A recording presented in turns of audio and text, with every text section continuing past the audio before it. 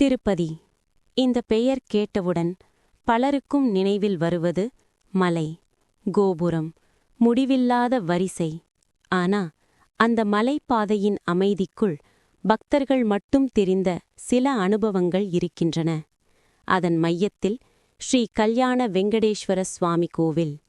பலர் இதை அழகர் கோவில் என்று அழைப்பார்கள்.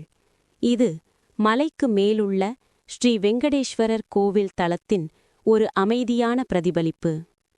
புராணம் சொல்வது, திருமலைக்கு வருவதற்கு முன் வெங்கடேஸ்வரர் மங்காபுரத்தில் தங்கியிருந்தார். அந்த தங்கிய காலத்தின் அருள் சக்திதான் இங்கே இன்னும் நிலைத்து இருப்பதாக பக்தர்கள் நம்புகிறார்கள். ஆனா இங்கே ஒரு விசித்திரம். மலைக்குச் செல்ல முடியாதவர்கள் அழகரை இங்கே பார்த்தாலே போதும் என்று சொல்வார்கள். ஏனெனில் பலரின் அனுபவம் ஒன்று. மலையில் வேண்டியது இங்கே நிறைவேறியது. ஒரு பழைய சம்பவம். ஒரு குடும்பம். வருடங்கள் முழுக்க பணத்தட்டுப்பாடு, கடன், வெட்கம்.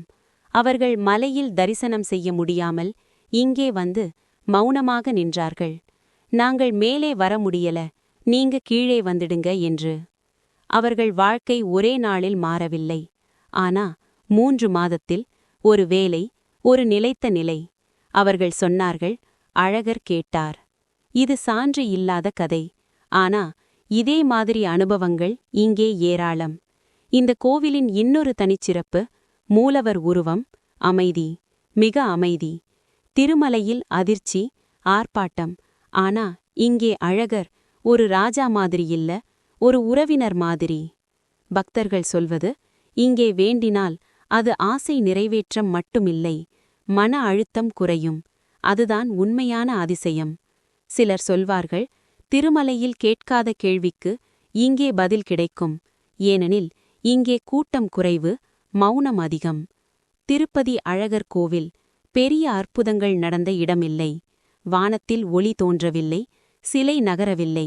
ஆனா மனிதன் உள்ளே ஒரு நம்பிக்கை திரும்புகிறது. அதுதான் பக்தர் அதிசயம்.